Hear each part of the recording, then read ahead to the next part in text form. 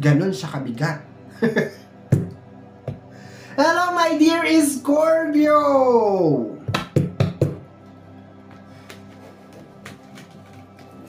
Second half of November 2023, second half. I just hope na yung paghinga ko na yon, my dear, is because of pagod na meron ako.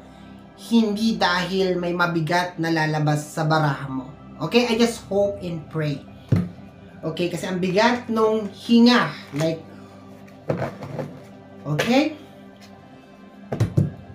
My dear Scorpio, second half of November 2023, general reading. Last two shuffle na lang mga my dear. Last two shuffle. Last two mekos.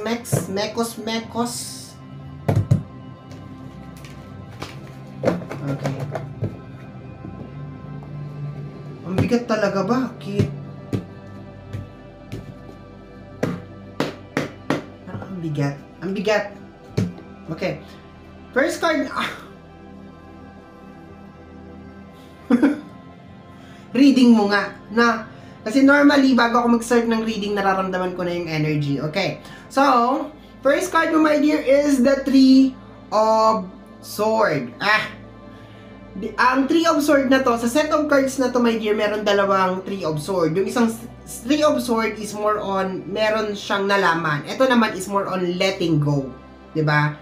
Ang lalim ng hininga, napahawak ako sa dibdib, so ibig sabihin, this is it. Kailangan mong palayain. Ayan na, pinapalaya niya, my dear. Okay? So, ibig sabihin, ang second half of November is more on pagpapalaya para sa'yo. To the point na ganun yung expression ko and everything. Posibleng hindi madali sa'yo ang mag-let go or magpalaya. Okay. Next card is the Ten of Wands. Hirap na hirap nga talaga si Ten of Wands. Okay, ayan siya, oh. Posibleng maramdaman mo, my dear, na mag-isa ka sa pagmamanifest, sa pagtataguyod ng mga bagay-bagay. Energy ng acceptance. Kumbaga parang, posibleng isa sa tinutumbok ng reading na to is yung acceptance, my dear, na ganyan talaga. Wala na talaga akong maaasahan. Kasi kung makikita mo, my dear, sa Ten of Wands, wala siyang kasama dyan. And dala-dala niya lahat ng mga wands. Okay? So, posible, my dear, na meron mga bagay na kinakailangan ka talagang tapusin. At ang tanging paraan para mas madaling matapos yon, mas madaling ma-manifest or mag-resonate kung ano man yung mga bagay na gusto mong mangyari, kung may kinalaman man yan sa buhay mo, sa karangyaan, sa success, is more on letting go, pagpapalaya. Masakit man to or mahirap man tong gawin, kinakailangan mo siyang gawin. Kasi para hindi dumoble yung pasan-pasan mo, 'di ba? At least yung araw-araw na pagod lang yung iindahin mo. Yung puso mo makakalaya na. Okay? Next card natin dito is the Seven of Swords, energy ng paghihigante, my dear.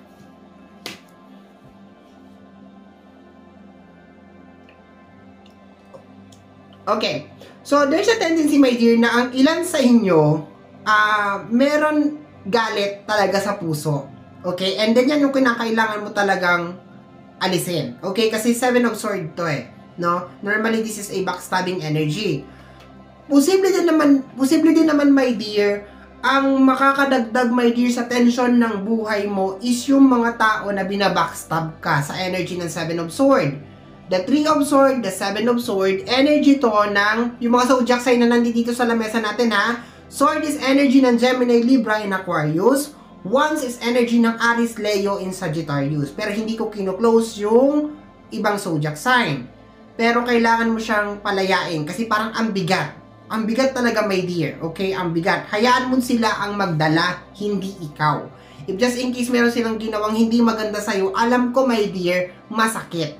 Pero, kailangan, minsan kasi kailangan mong tanggapin na nangyari na ang nangyari. At ikaw, kailangan mo na lang mag-move forward.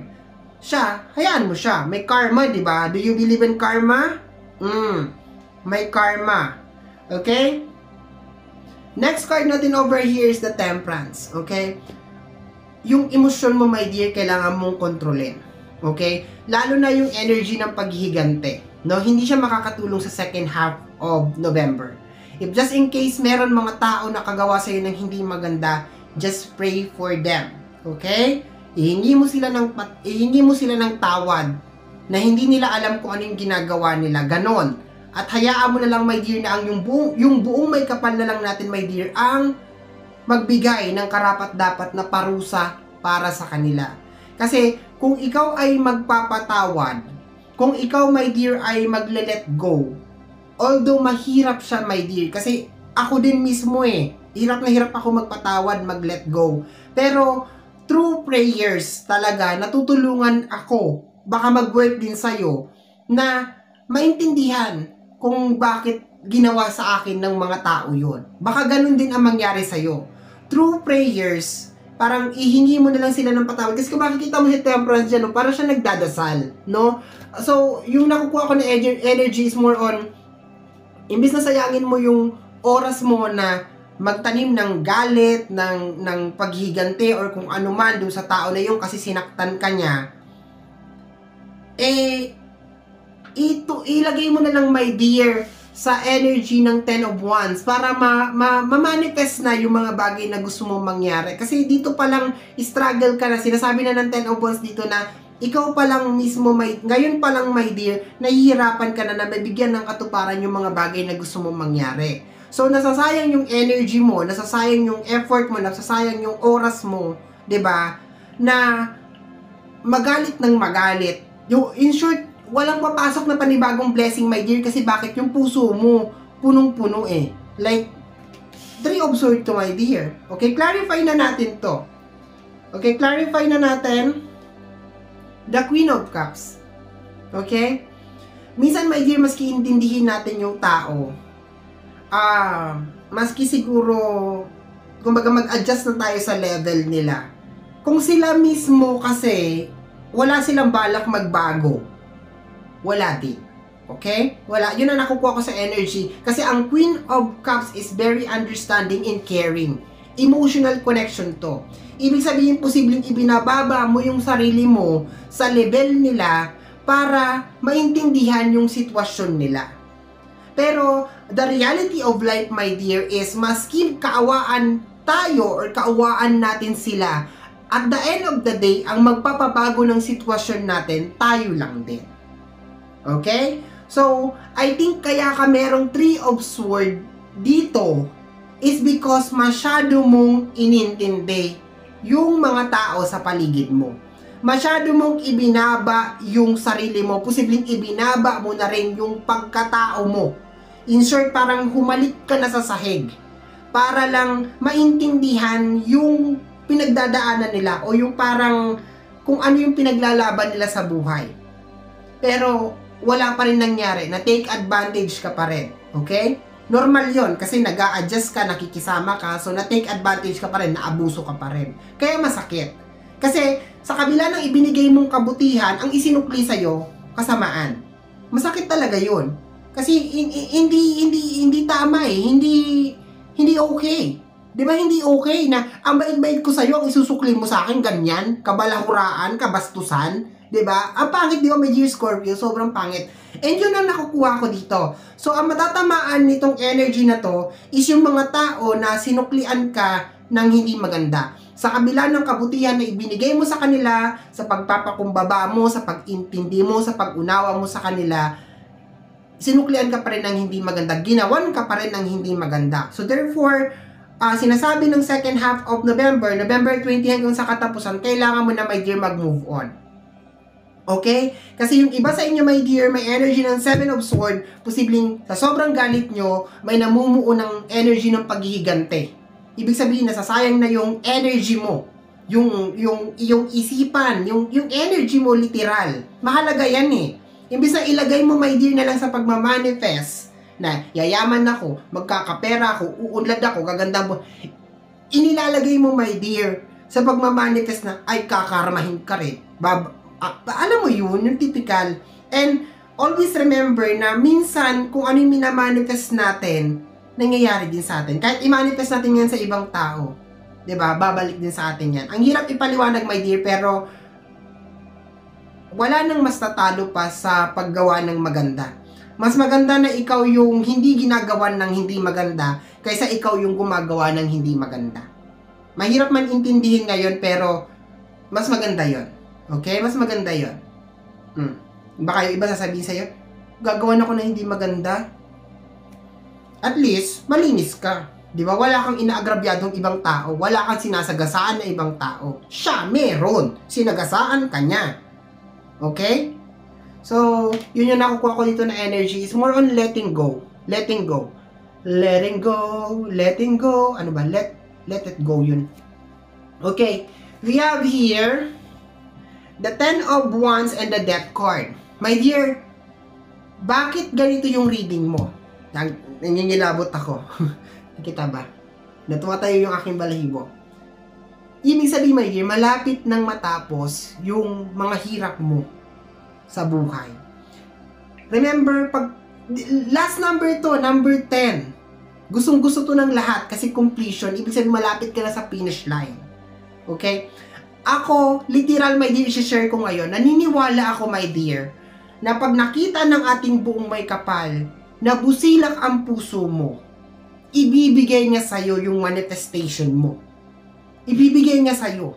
Kasi alam niyang nakapagpalaya ka na. Kaya pala sinasabi ng card mo dito, my dear, magpatawad ka na.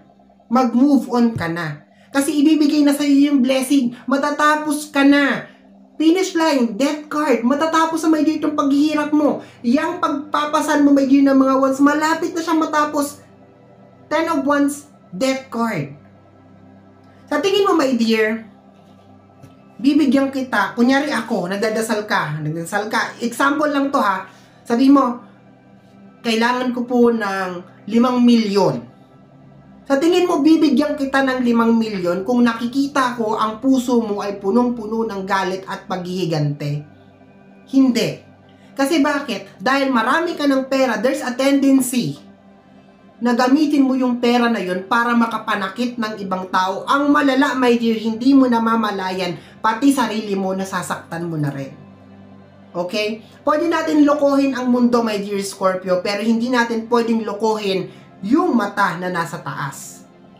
Okay? Ang may lalang ng langit at lupa, ang nagbibigay sa atin ng lahat, hindi natin yan siya pwedeng lokohin. Pwede natin lokohin yung buong mundo, sabihin natin, nagpatawad na ako, okay na. Pero deep inside your heart, nandoon pa rin yung galit. But the good news, my dear, is malapit na mag-end yung suffering mo. Kailangan mo lang talaga mag-cleansing ng iyong heart. Kaya pala, ang bigat ng intro natin, ang bigat ng pasok. Okay? We have here the 7 of Swords and the Fool card. Huwag mo sayangin yung oras mo. Fool card is energy of new beginnings. Kaysa sayangin mo, my dear, sa pagpaplano, 7 of Swords na paghihigante, mag-new beginnings ka. Mag-move on ka. Okay?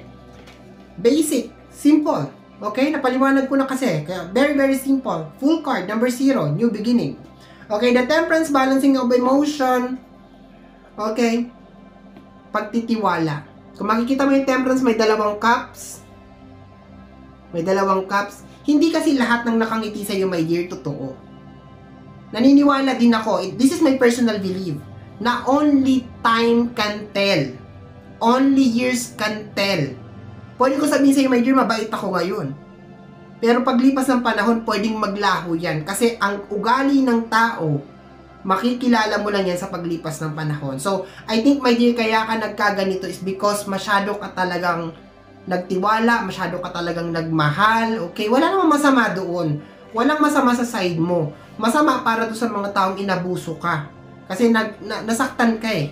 Okay? So, I hope, my dear, naiintindihan mo yung reading. Okay? But, the good news is, may new opportunity na parating. Bottom deck of the card, we have the 3 of Wands. Parating na, my dear, oh. Normally, ang 3 of Wands is new opportunities. Mga panibagong mga blessing. Energy din to ng travel. Energy din, my dear, ng mga magagandang bagay na parating. Parating yung barko, oh. Naghihintay ka na lang, my dear, sa pantalan, sa dalampasigan. Parating na, padaong na yung barko. Yung magdadala sa iyo sa tayog ng tagumpay. Okay? So, ang ganda ng reading mo, my dear. Sobrang ganda. Mabigat nga lang. Okay? So, My dear, yan ang reading mo para sa yung second half of November 2023. Somehow, my dear, kung nagustuhan mo to, especially kung napadaan ka lang, don't forget to subscribe. Click po ang notification bell para ma-update ka sa aking mga upload. And free to like, free to share, free to comment sa lahat ng ating mga videos. Once again, my name is RJ, also known as Apo J. Maraming salamat po, and until next time. Bye-bye! Thank you, my dear. Maraming salamat po.